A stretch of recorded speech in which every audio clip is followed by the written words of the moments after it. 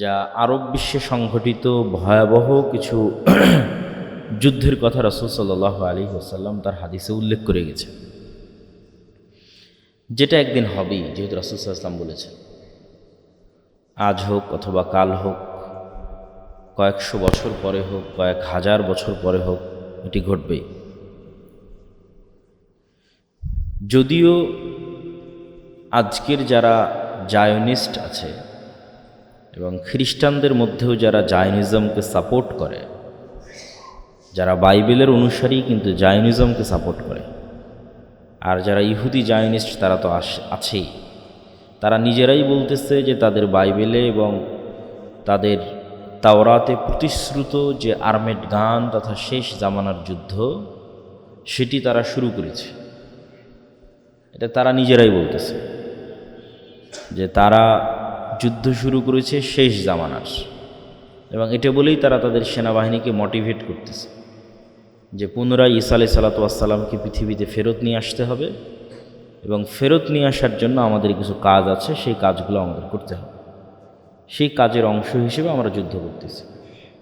এই যুদ্ধের পলিটিক্যাল কোনো গ্রাউন্ড, বাস্তব কোনো গ্রাউন্ড নাই, শুধু দৈব বাণীকে বিশ্বাস করা, ভবিষ্যৎ বাণী, ধর্মীয় বাণীকে বিশ্বাস করা যে ঈসা আলাইহিস সালামকে ফেরত নিয়ে আসতে হবে, নিয়ে আসতে হলে এটা করতে হবে, অতএব আমরা সেটা করব। এটা তাদের দাবি।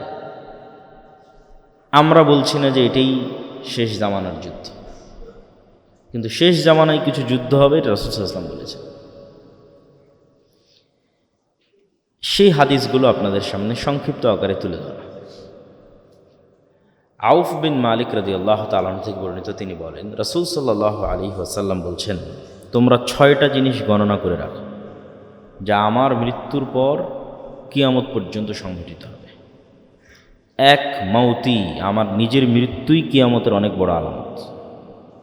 মুহাম্মদ সাল্লাল্লাহু আলাইহি ওয়াসাল্লামের নবী হওয়া কিয়ামতের অনেক বড় আলামত। আগের নবীরা তো আর শেষ নবী ছিল না, তাহলে তো কেউ আর বলতে পারবে না যে আরও কত নবী আসবে, আরও নবী আসতে পারে, আরও নবী আসতে পারে, আরও নবী আসতে পারে। কিন্তু মুহাম্মদ সাল্লাল্লাহু আলাইহি ওয়াসাল্লাম তো শেষ নবী, তাহলে মুহাম্মদ সাল্লাল্লাহু আলাইহি ওয়াসাল্লামের নবী হওয়াই কিয়ামতের অন্যতম একটা বড় আলামত। কেননা তারপরে আর নবী আসবে না, মানে তারপরে কিয়ামত হবে। 500 বছর পরে হোক, 1000 বছর পরে হোক, 5000 বছর পরে হোক, কিন্তু নবী আর আসতেছে না। মুহাম্মদ সাল্লাল্লাহু আলাইহি ওয়াসাল্লামের মৃত্যুর পরে কিয়ামত হবে। তাহলে মুহাম্মদ সাল্লাল্লাহু আলাইহি ওয়াসাল্লামের মৃত্যু কিয়ামতের অন্যতম বড় একটি আলামত, সেটা তিনি নিজেও বলছেন। 6টা জিনিস গণনার মধ্যে 1 নম্বর মাউতি, আমার মৃত্যু। 2 নম্বর ফাতহু বাইতুল মাকদিস, মসজিদে আকসা বিজয় করবে মুসলমানেরা, যেটা ওমর রাদিয়াল্লাহু তাআলা আনহুর শাসনামলে সংগঠিত হয়ে গেছে। মসজিদে আকসা বিজয় হবে। তারপর সুম্মা মাউতান ইয়াখুযু ফীকুম কাকুআতিল গানাম, ব্যাপক বড় বড় 2টা মহামারী, যাতে হাজার হাজার লক্ষ লক্ষ কোটি কোটি মানুষ মারা যাবে। এই বিষয়গুলো নিয়ে আলেম ওলামাদের মধ্যে মতভেদ আছে যে এই মহামারীগুলো সংঘটিত হয়েছে না হয়নি। ওমর রাদিয়াল্লাহু তাআলা আনহুর যুগে সিরিয়ায় এক ভয়ঙ্কর মহামারী হয়েছিল, সেটাকে আলেম ওলামাগণ এই মহামারী হিসেবে গণ্য করেছে। আবার পরবর্তীতে যখনই বড় ব্যাপক আকারে কোনো মহামারী দেখা গেছে, তখন সবাই এই হাদিসের কথা তুলে ধরে বলেছে এটি হয়তো সেই মহামারী হতে পারে। যেহেতু রাসূল সাল্লাল্লাহু আলাইহি ওয়াসাল্লাম কোনো নির্ধারিত টাইম, সময় উল্লেখ করে যাননি, আর এটা উল্লেখ করা সম্ভবও নয়। আল্লাহ নবীকে যতবার জিজ্ঞেস করা হয়েছে মাতা সা, কিয়ামত কখন হবে, তিনি কোনো সময় বলতে পারেননি। কেন আল্লাহ নিজে বলছেন যে কিয়ামত কখন হবে এটার জ্ঞান একমাত্র কার কাছে আছে? আল্লাহ সুবহানাহু ওয়া তাআলা। তাহলে মুহাম্মদ সাল্লাল্লাহু আলাইহি ওয়াসাল্লাম শুধু চিহ্ন বলতে পারে, আলামত বলতে পারে, সে আলামতের নির্ধারিত সময়ও বলতে পারবেন না যে আসলে এই আলামতটা কখন, কত সালে, কোথায় সংঘটিত হবে। সুতরাং এটা বলার কোনো ওয়ে নাই, স্কোপ নাই যে এটাই সেই আলামত যেটা এত সালে অমুক জায়গায় সংঘটিত হচ্ছে বা হবে।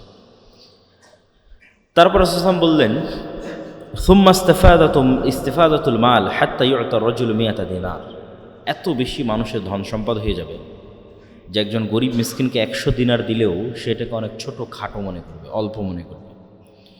সুম্মা ফিতনাতুন লা ইয়াবকা বাইতুম মিনাল আরব ইল্লা দাখালাতহু, তারপর পৃথিবীতে এমন এক ফিতনা প্রকাশ পাবে যেই ফিতনা প্রত্যেক আরব ঘরে প্রবেশ করবে। আল্লাহ নবী শুধু আরবদের কথা বলেছেন যে প্রত্যেক আরবের ঘরে ফিতনা প্রবেশ করবে, যে এমন যুদ্ধ সংঘটিত হবে যেই যুদ্ধ আরবের প্রতিটা ঘরে প্রবেশ করবে, যদি ফিতনা দ্বারা আমরা হত্যা, যুদ্ধ, বিগ্রহ উদ্দেশ্য নিই। সুম্মা হুদনাতুন তাকুনু বাইনাকুম ওয়া বাইনা বানিল আসফার, তারপর তোমাদের সাথে হলুদ চামড়ার মানুষদের, রোমানদের, ইউরোপিয়ানদের, সাদা চামড়ার মানুষদের, হলদেটে সাদা চামড়ার মানুষদের এক বড় চুক্তি সম্পাদিত হবে, যেই চুক্তি তারাই লঙ্ঘন করবে এবং তারা তোমাদের বিরুদ্ধে যুদ্ধ করতে আসবে 80টি পতাকার অধীনে, যার এক এক পতাকার অধীনে থাকবে 12,000 করে সৈন্যবাহিনী। এটা একটা হাদিস। আর এক হাদিসে রাসূলুল্লাহ সাল্লাল্লাহু আলাইহি ওয়াসাল্লাম বলছেন, সামি'তুম বিমাদিনাতিন জানিবুম মিনহাল বার ওয়া জানিবুম মিনহাল বাহার, তোমরা এমন এক শহরের কথা জানো যেই শহরের এক পাশ সমতল আর এক পাশ সাগর। সাহাবীরা বললেন, হ্যাঁ, আমরা এরকম একটি শহরের কথা জানি। আল্লাহ নবী বললেন, লা তাকুমুস সাআ হাত্তা ইয়াগযুহা ৭০ আলফাম মিন বানি ইসহাক, ততদিন পর্যন্ত কিয়ামত হবে না যতদিন না ইসহাক আলাইহিস সালাতু ওয়াস সালামের বংশের ৭০,০০০ মানুষ এই শহরে যুদ্ধ না করছে। ফাইদা জাউহা নাজালু ফালাম ইউকাতিলু বিসিলাহিন ওয়ালাম ইয়ারমু বিসাহমিন, এই ৭০,০০০ মানুষ যে শহর বিজয়ের জন্য যুদ্ধ করবে, এই যুদ্ধ তারা কোনো অস্ত্র দিয়ে করবে না। রাসূল সাল্লাল্লাহু আলাইহি ওয়াসাল্লাম বলছেন, লাম ইউকাতিলু বিসিলাহিন, কোনো অস্ত্র দিয়ে যুদ্ধ করবে না, ওয়ালাম ইয়ারমু বিসাহমিন, কোনো তীর নিক্ষেপ করবে না। ক্বালু লা ইলাহা ইল্লাল্লাহ আল্লাহু আকবার, তারা যুদ্ধ করবে শুধু মুখের আওয়াজ দিয়ে, যে মুখের আওয়াজ হবে লা ইলাহা ইল্লাল্লাহ, যে মুখের আওয়াজ হবে আল্লাহু আকবার। ফায়াসকুতু আহাদু জানিবাইহা, এইভাবে শহরের দেওয়াল ভেঙে পড়ে যাবে। আবার যখন তারা বলবে দ্বিতীয়বার লা ইলাহা ইল্লাল্লাহ আল্লাহু আকবার, তখন শহরের আরেক দেওয়াল ভেঙে পড়ে যাবে। তারপরে তারা আবার বলবে লা ইলাহা ইল্লাল্লাহ আল্লাহু আকবার, তখন শহরের তৃতীয় দেওয়াল ভেঙে পড়ে যাবে। ফাইফাররাজু লাহুম ফায়াদখুলুহা ফায়াগনামু ফাবাইনাহুমা হুম ইয়াকতাসিমুনাল মাগানিম, 3টা দেওয়াল ভেঙে যাওয়ার পর তারা ওই শহরে প্রবেশ করতে সক্ষম হবে এবং শহরে বিজয়ী হিসেবে প্রবেশ করার পর যখন তারা গনিমতের মাল বন্টন করবে, তখন অদৃশ্য থেকে একটা আওয়াজ আসবে, ইন্নাদ দাজ্জাল ক্বাদ খারাজ, দাজ্জাল তোমাদের বাড়ি ঘরে প্রবেশ করে গেছে। ফায়াতরুকুনা কুল্লা শাইইন ওয়া ইয়ারজিউন, তখন তারা তাড়াহুড়া করে গনিমতের মাল ফেলে দিয়ে তাদের বাড়ি ঘরের দিকে ফেরত যেতে থাকবে দাজ্জালের খোঁজে।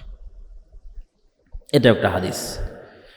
রাসূল সাল্লাল্লাহু আলাইহি ওয়াসাল্লাম আর এক হাদিসে বলছেন, আবু হুরায়রা রাদিয়াল্লাহু তাআলা আনহু থেকে বর্ণিত, তিনি বলেন, রাসূল সাল্লাল্লাহু আলাইহি ওয়াসাল্লাম বলেছেন, লা তাকুমুস সাআ হাত্তা ইয়ানজিলার রূম বিল আ'মাক আও বিদাবিক ফায়াখরুজু ইলাইহিম জাইশুম মিনাল মাদিনা মিন খিয়ারি আহলিল আরজ, ততদিন পর্যন্ত কিয়ামত হবে না যতদিন না রোমানরা আমাক এবং দাবেক নামক জায়গায় একত্রিত না হচ্ছে তোমাদের বিরুদ্ধে। এই আমাক এবং দাবেক হচ্ছে বর্তমান সিরিয়া এবং তুরস্কের সীমান্তবর্তী অঞ্চল। বর্তমানের সিরিয়ার যে সীমানা, যেই সীমানাটা তুরস্কের সাথে লাগে, এই সীমান্তবর্তী অঞ্চলের এখনও এই নামে জায়গা আছে আমাক এবং দাবেক।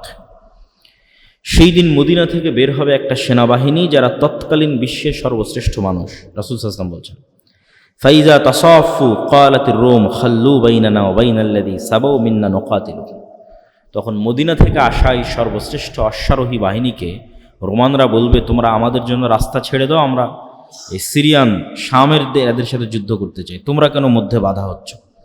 ফায়াকুলুল মুসলিমুনা লা ওয়াল্লাহি লা নুখাল্লি বাইনাকুম ওয়া বাইনা ইখওয়ানিনা, তখন মদিনার মানুষরা বলবে, আমরা আমাদের সিরিয়ার ভাইদেরকে একা ছেড়ে দিতে পারি না।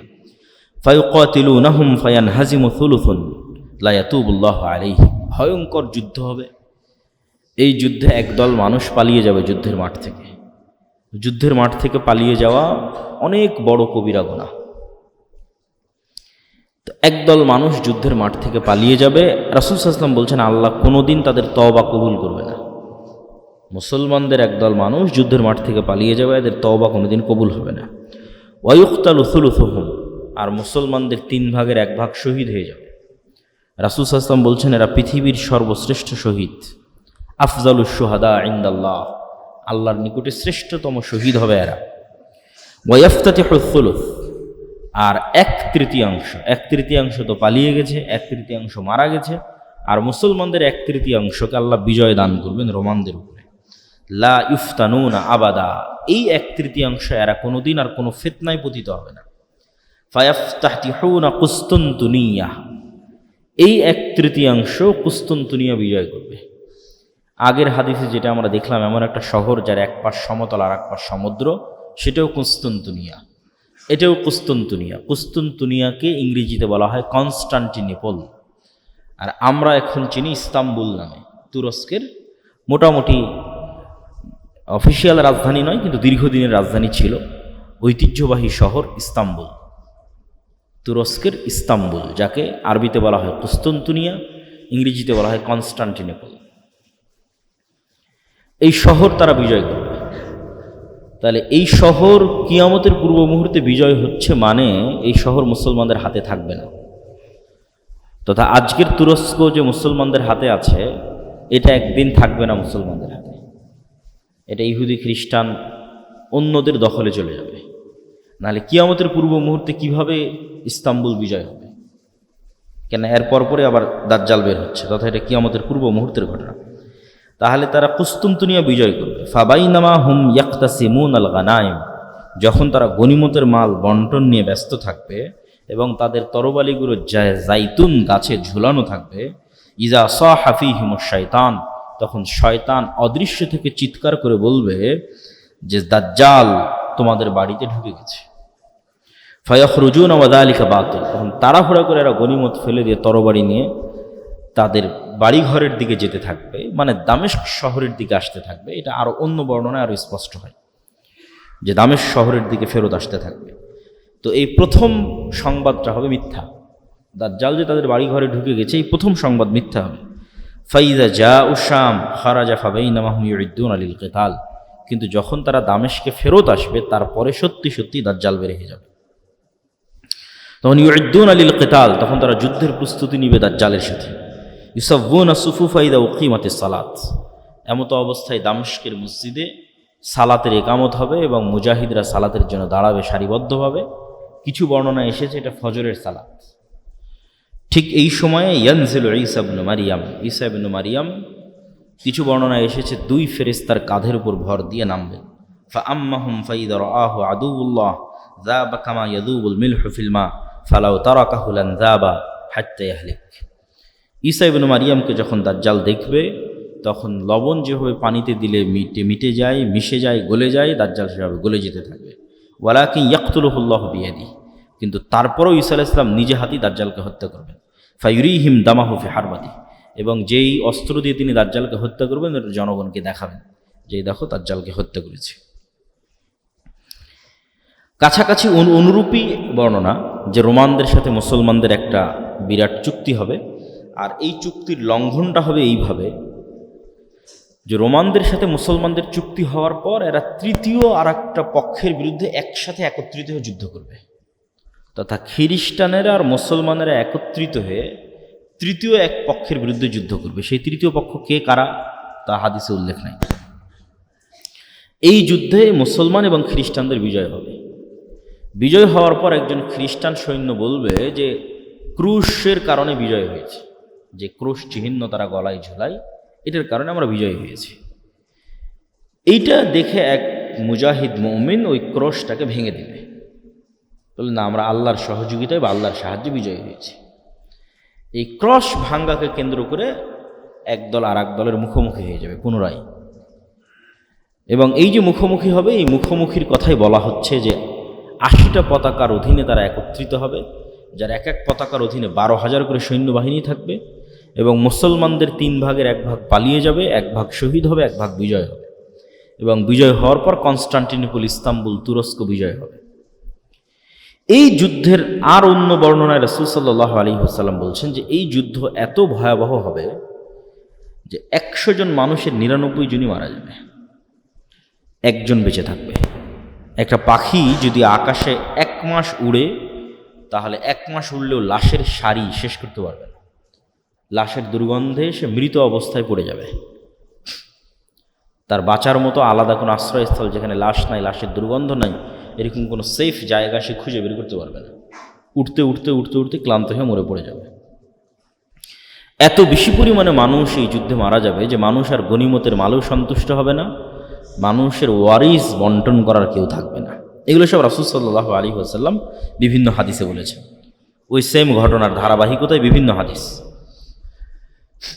তারপরে যখন আড়াল থেকে ঘোষণা হবে দাজ্জাল তোমাদের বাড়িঘরে প্রবেশ করে গেছে, তখন যারা তাড়াহুড়ো করে বের হবে দাজ্জালকে খুঁজতে, আর এক বর্ণনায় রাসূল সাল্লাল্লাহু আলাইহি ওয়াসাল্লাম বলছেন যে মুজাহিদদের মধ্যে 10 জনকে পাঠানো হবে, যে তোমরা যাও, অশ্বারোহী 10 জন অশ্বারোহীকে পাঠানো হবে, দেখো তো দাজ্জাল সত্যি সত্যি আমাদের বাড়িতে ঘরে ঢুকে গেছে কিনা।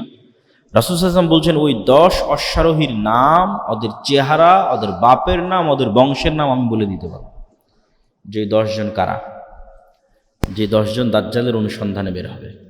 ওরা তৎকালীন বিশ্বের সর্বশ্রেষ্ঠ ইমানদার এবং সর্বশ্রেষ্ঠ অশ্বারোহী, যারা মদিনা থেকে বের হয়ে আসবে শাম বা সিরিয়ায়।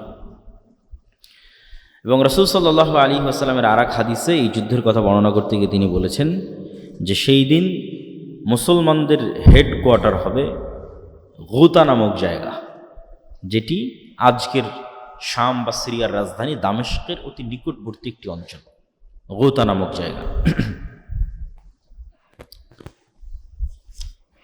রাসূল সাল্লাল্লাহু আলাইহি ওয়াসাল্লাম দাজ্জালের বিষয়ে কিছু হাদিস, বিস্তারিত দাজ্জালের ভয়ঙ্কর এবং ভয়াবহ ফিতনার কিছু হাদিস তিনি তুলে ধরেছেন, যেগুলো আমরা সংক্ষিপ্ত, বেশি সময় নেব না, অল্প অল্প করে আমরা একটা দুটো হাদিস বলে আজকের আলোচনা শেষ করব ইনশাল্লাহ। ফাতেমা বিনতে কাইস রাদিয়াল্লাহু তাআলা আনহা থেকে বর্ণিত, তিনি বলেন এক সালাতের পর আল্লাহর নবী বললেন মাইকে বা মুখে, মাইকে তো না, মুখে ঘোষণা হলো যে তোমরা সবাই বসে পড়ো, রাসূল সাল্লাল্লাহু আলাইহি ওয়াসাল্লাম কথা বলবেন।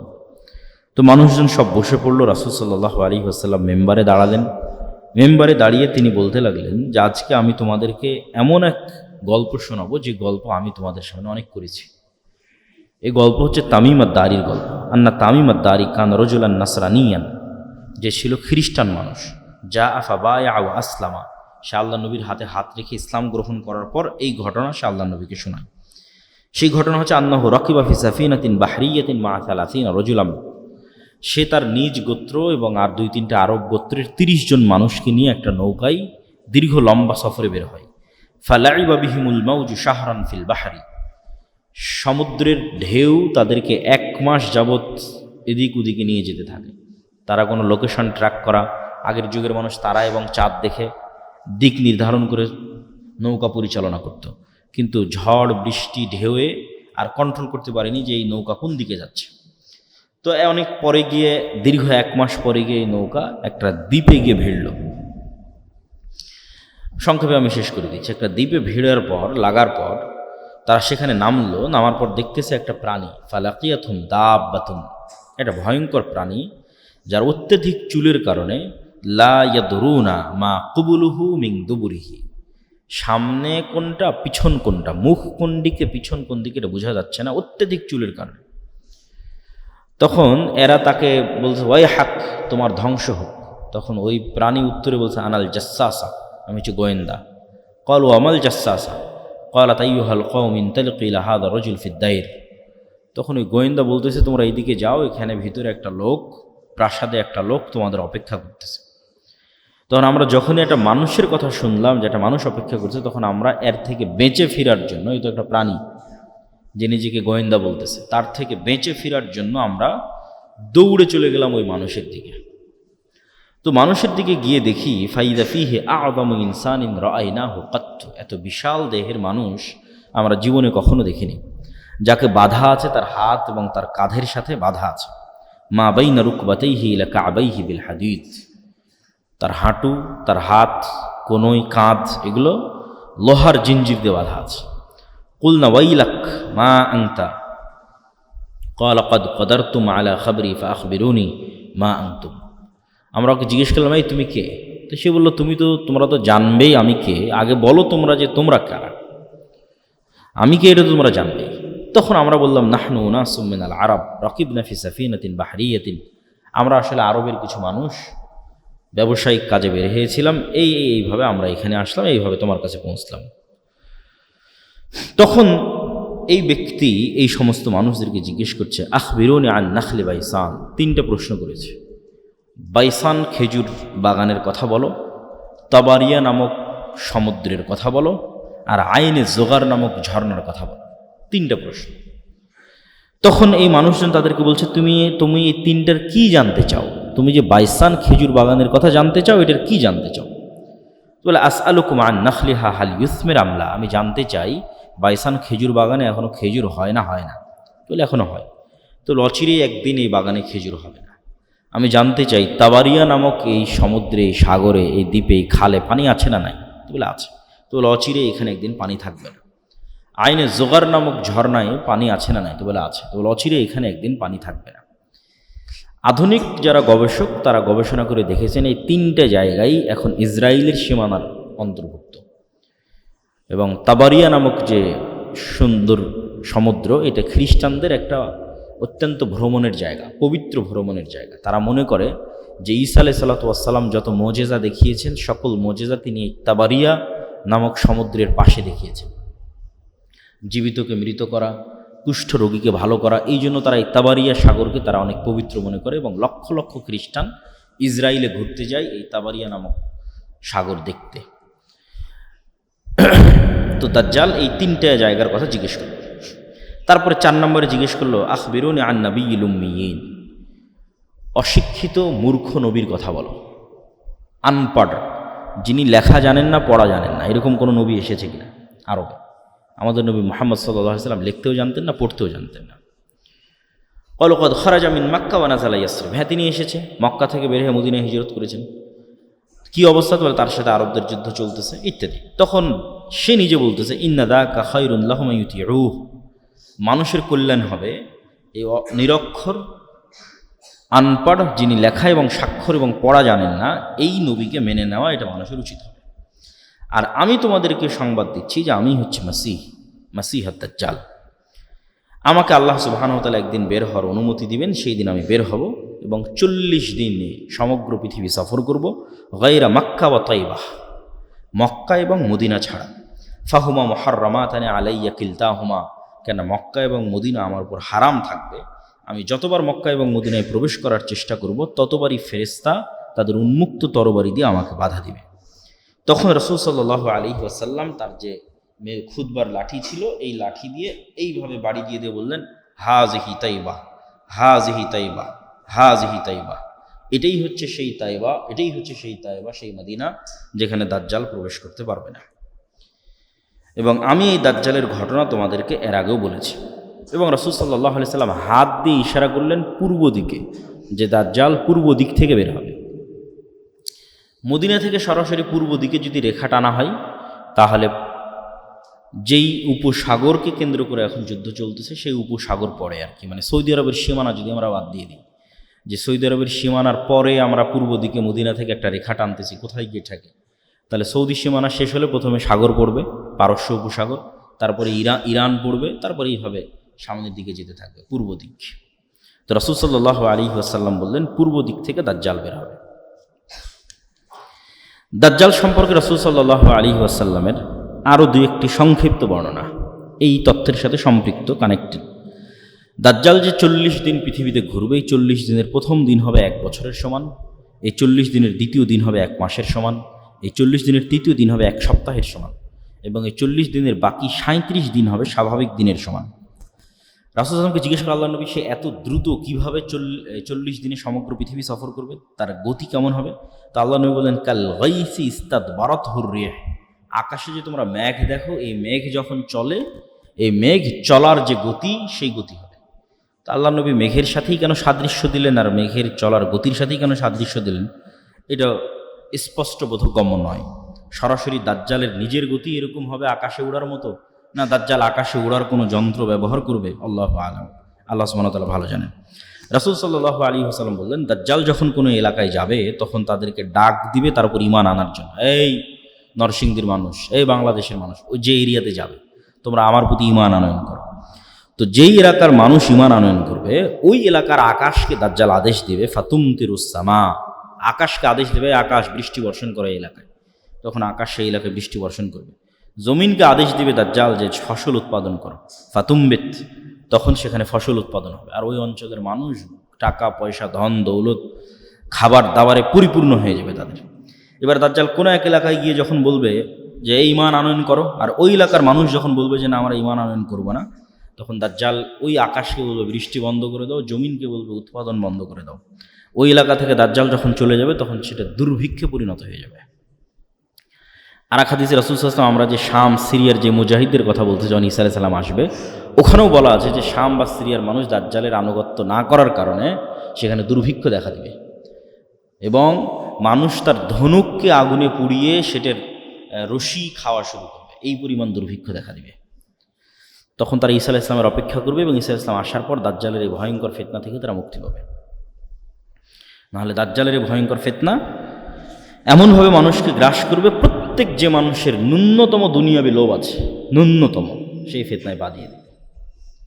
আর যে মানুষের চুল পরিমাণ দুনিয়ার লোভ নাই, যে মৃত্যুর জন্য প্রস্তুত, যে আমার জন্ম হয়েছে বাস মরার জন্য, ঈমান অবস্থায় মৃত্যুকে সকল কিছুর উপর প্রাধান্য দিবে, এই ধরনের মানুষেরা দাজ্জালের ফিতনা থেকে বেঁচে যেতে পারে। এটা পৃথিবীর সবচেয়ে ভয়ঙ্কর ফিতনা, যে ফিতনা সম্পর্কে অতীতের সকল নবী রাসূল সতর্ক করেছেন। রাসূলুল্লাহ সাল্লাল্লাহু আলাইহি ওয়াসাল্লাম দাজ্জালের কথা বলতে গিয়ে আরও বলেছেন যে দাজ্জাল মদিনার একজন মানুষকে হত্যা করে জীবিত করবে। দাজ্জাল যখন মদিনায় যাবে, মদিনার মধ্যে তো প্রবেশ করতে পারবে না, মদিনার পাশে যখন যাবে তখন মদিনা বিশাল ঝাঁকুনি হবে, ভূমিকম্প হবে, এবং এই ভূমিকম্পে মদিনার যারা ফাসিক ফাজের মুনাফিক আছে তারা মদিনা থেকে বের হয়ে এসে দাজ্জালের পূজা করবে, আর একমাত্র পাক্কা মুমিনেরা মদিনায় থেকে যাবে, যাদের ঈমান খুব মজবুত টপ লেভেলের। তো ওই রকম একজন ঈমানদার ব্যক্তি বের হয়ে আসবে যাকে দাজ্জাল হত্যা করবে, যে দাজ্জালকে অস্বীকার করবে এবং হত্যা করার পর আবার জীবিত করবে। জীবিত করার পর ওকে বলবে যে এই তোমাকে হত্যা করেছিলাম, তোকে জীবিত করলাম, এখনও তুমি আমাকে আমার প্রতি ঈমান আনতেছো না। আমাকে রব্বুল আলামিন এই মুজাহিদ বলবে যে আমার আগের চেয়ে ইয়াকিন বেশি হয়ে গেছে যে তুমি সেই দাজ্জাল, আগের চেয়ে আমার ঈমান আরও মজবুত হয়ে গেছে। তখন দাজ্জাল আরও ক্ষিপ্ত হবে এবং তাকে আবারও হত্যা করতে চাইবে, কিন্তু তাকে হত্যা করতে পারবে না। যাই হোক, এইভাবে দাজ্জালের যে সংক্ষিপ্ত ঘটনা, এই ঘটনা শেষ হওয়ার পর কী হবে? দাজ্জালকে ঈসা আলাইহিস সালাতু ওয়াস সালাম হত্যা করবেন। ঈসা আলাইহিস সালাম যখন দামেস্কের মসজিদে নামবেন, নামার পরে তিনি দাজ্জালকে খুঁজতে থাকবেন। ইমাম মাহদী এবং তার সৈন্যবাহিনী এবং মুজাহিদদেরকে নিয়ে খুঁজতে খুঁজতে তিনি জেরুজালেমের লুদ নামক দরজায় দাজ্জালকে পাবেন এবং দাজ্জাল তাকে দেখে গলতে থাকবে, কিন্তু গলা শেষ হওয়ার পূর্বেই ঈসা আলাইহিস সালাতু ওয়াস সালাম দাজ্জালকে হত্যা করবেন এবং সেই রক্ত মানুষকে দেখাবে। দাজ্জালকে হত্যা যখন করা হয়ে গেছে তখন আল্লাহ সুবহানাহু ওয়া তাআলা ঈসা আলাইহিস সালামকে বলবে যে ঈসা ইবনে মারিয়াম, আমার একদল সৃষ্টি জীব আছে যাদের সাথে কেউ যুদ্ধ করে পারবে না, অতএব মুমিনদের নিয়ে মুজাহিদদের নিয়ে তুর পাহাড়ে আশ্রয় নাও। তো মুমিন মুজাহিদদের নিয়ে ঈসা আলাইহিস সালাতু ওয়াস সালাম তুর পাহাড়ে আশ্রয় নেবে। আর আল্লাহর সেই সৃষ্টিজীব কারা? তারা হচ্ছে ইয়াজুজ আর মাজুজ। তখন ইয়াজুজ এবং মাজুজ পৃথিবীতে বের হবে এবং পৃথিবীর সকল সমুদ্র, সকল নদীনালা, খাল বিল, পুকুর, ফসল ফল ফলাদি সব খেয়ে শেষ করে দেবে, কিচ্ছু বাকি রাখবে না। এবং এই ইয়াজুজ এবং মাজুজের এই ভয়ঙ্কর যে পরীক্ষা, আসলে মুসলমানদের শক্তি যে দুনিয়াবী শক্তি নয়, এটা এই জায়গাতেও প্রমাণ হয় যে একজন নবী তিনি তুর পাহাড়ে আশ্রয় নিয়ে আছে, তাকে আল্লাহ বলছে না যে তুমি যাও ইয়াজুজ মাজুজের সাথে যুদ্ধ করো। কারণ আল্লাহ আগেই বলে দিয়েছে যে আমার একদল বান্দা আছে, ইবাদান লি, আমার বান্দা, লা ইয়াদান লি আহাদিন বিকিতালিহিম, কারো ক্ষমতা নাই যে ওদের সাথে যুদ্ধ করবে। তাহলে ঈসা আলাইহিস সালামের বাঁচার রাস্তা কি? আল্লাহর কাছে কান্নাকাটি করা। একজন নবী আল্লাহর কাছে এবার কান্নাকাটি করবে, ইমাম মাহদী সহ এবং সকল মুজাহিদ সেনাবাহিনী সহ, যে আল্লাহ ইয়াজুজ মাজুজের এই বিপদ থেকে আমাদের রক্ষা করে। খাবার নাই, পানি নাই, কয়দিন এভাবে চলে। তাহলে আল্লাহর কাছে ফিরে যাওয়া ছাড়া এবং আল্লাহর আশ্রয় ছাড়া মুমিন এবং মুসলমানদের বাঁচার কোনো রাস্তা নেই। এটা নবী ঈসা জীবিত থাকা অবস্থায় দাজ্জালের মতো এত ফিতনা অতিক্রম করার পরে, দাজ্জালকে নিজে হাতে হত্যা করার পরে এবার ঈসা আলাইহিস সালামকে আল্লাহর কাছে কাঁদতে হচ্ছে তুর পাহাড়ে। তো যখন ঈসা আলাইহিস সালাম এবং ইমাম মাহদী এবং মুজাহিদরা আল্লাহর কাছে তুর পাহাড়ে কাঁদবে, তখন আল্লাহ সুবহানাহু ওয়া তাআলা তাদের দোয়া কবুল করে এক প্রকার বিষাক্ত পোকা, অসুস্থতা এই সমস্ত ইয়াজুজ এবং মাজুজের ঘাড়ে দিয়ে দিবেন, যেটার কারণে তারা সব মারা যাবে এবং সেটার দুর্গন্ধে টেকা যাবে না। তখন আবার ঈসা আলাইহিস সালাম এবং মুজাহিদরা আল্লাহর কাছে আবার কান্নাকাটি করে দোয়া করবে।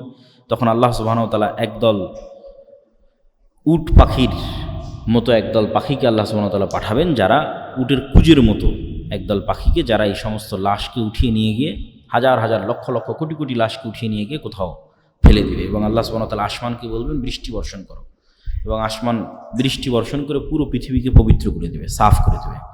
তারপরে আল্লাহ সুবহানাহু ওয়া তাআলা আসমান এবং জমিনকে আদেশ দিবেন যে তোমাদের মধ্যে যা রিজিক আছে, যা রহমত আছে, যা বরকত আছে সব উন্মুক্ত করে দাও। তখনই একটা ডালিম একটা গ্রাম খাবে, তখনই একটা গরুর দুধ একটা বংশ খাবে, কেননা পৃথিবীর বরকতের যেটা সর্বোচ্চ স্তর সেটাতে পৃথিবীকে পৌঁছে দেওয়া হবে।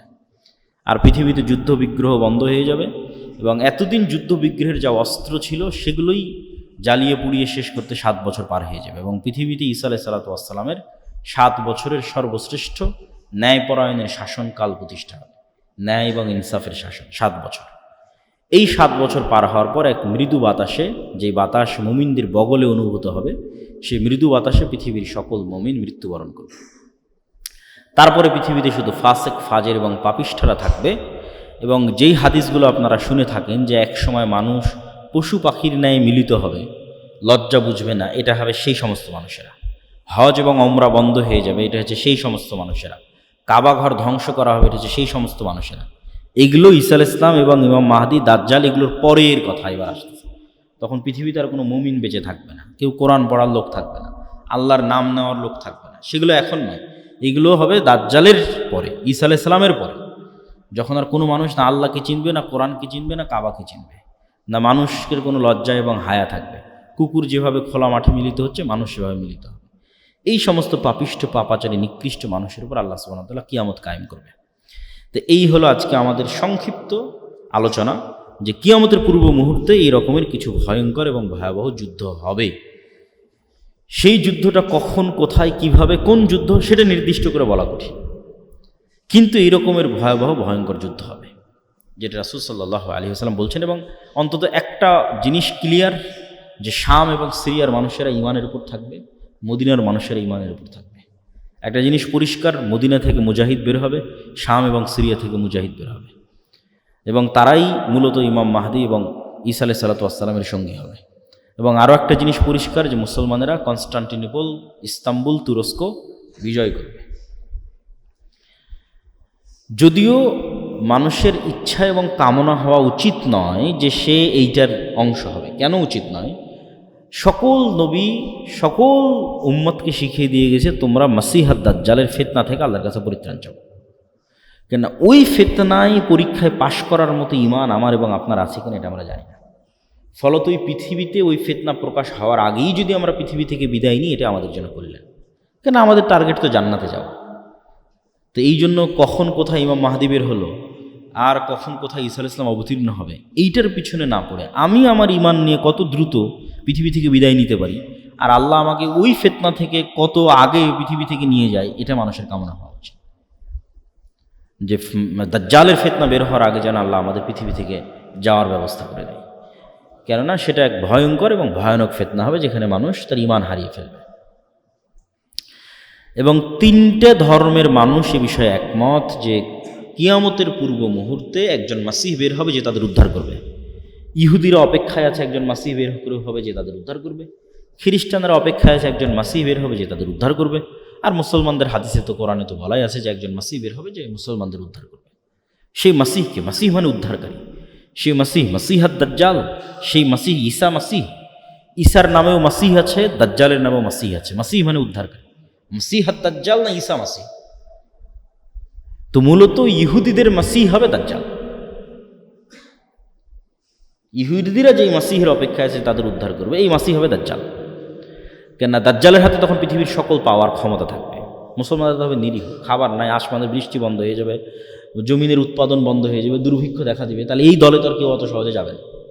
মানুষ তো সবসময় ক্ষমতার পিছনে ছোটে, যার কাছে টাকা পয়সা, যার কাছে ধন দৌলত, ছেলের পিছনে ছোটে। তাহলে ইহুদিদের মাসিহ কে হবে? দাজ্জাল। আর খ্রিস্টান এবং মুসলমানদের মাসিহ ঈসা আলাইহিস সালাম হবে, কেন অধিকাংশ খ্রিস্টান মুসলমান হয়ে যাবে ঈসা আলাইহিস সালাম আসার পরে। এবং ঈসা আলাইহিস সালাম স্পষ্ট করে দিবেন, তিনি নিজে হাতে ক্রুশ ভেঙে দিবেন, তিনি নিজে হাতে খিনজির, শুকুরের গোস্তকে হারাম করবেন। তথা খ্রিস্টানরা আজ পর্যন্ত যে ভ্রান্তির উপর আছে, এই ভ্রান্তি ঈসা আলাইহিস সালাম নিজে খণ্ডন করবেন, যে তোমাদের ভ্রান্তিগুলো ভ্রান্তি।